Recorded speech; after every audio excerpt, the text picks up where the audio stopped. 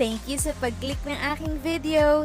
Good day po sa lahat ng viewers, lalo na sa ating mga senior citizen. Sa mga bagong viewers at napadaan lang, by the way, I'm Tita Eda. Welcome to my channel. Alam ko kaya mo to klinik kasi gusto mong malaman kung ano ang update. Please watch the video until the end para malaman ang kasagutan at dagdag kaalaman. Please subscribe to my channel and huwag kalimutan i-click ang notification bell para ma-notify kayo once mag-upload ako ng bagong video. Let's begin! Their proposed budget for next year.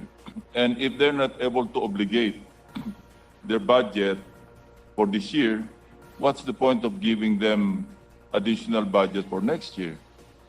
Tinatayang nasa 13.5 billion pesos ang average na halaga ng pondo ng Department of Social Welfare and Development o DSWD na hindi nagagastos mula 2017 hanggang 2020.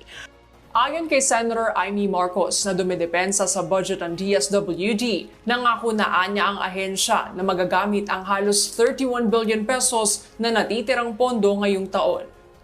Pero hirit ni Senator Panfilo Lacson, madali lamang mangako at paulit-ulit na lamang anya itong nangyayari.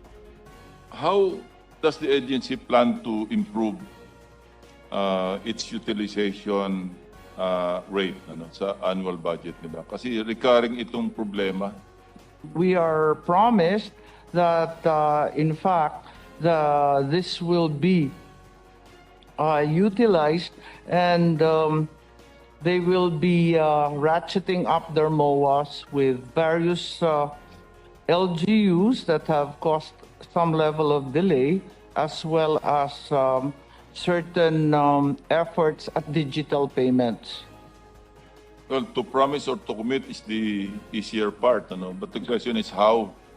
Yes, we're sadly familiar with that story. Year on year, we have a lot of promises during the budget hearings po. Natanong din ng mga senador ang dami ng mga programa ng DSWD. Pangamba ni Lacson, posibleng nag-overlap na ang ilan sa mga ito at nawawaldas ang pondo ng gobyerno. Gaya na lang umano ng Sustainable Livelihood Program ng ahensya na posibleng pareho lamang ang beneficiaries sa programa ng National Task Force to End Local Communist Armed Conflict o NTF-ELCAC na nakalagak sa ahensya.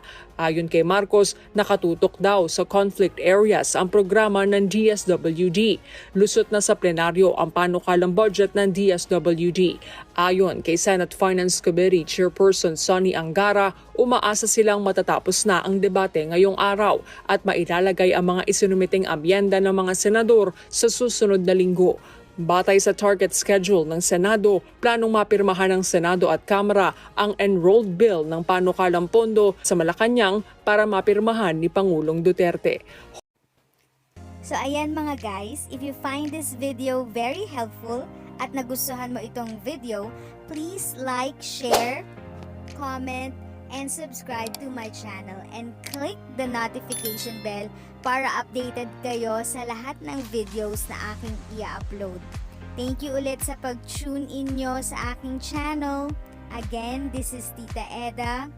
If you have questions and you want information, just visit Tita Eda's channel. Continue to be a blessing.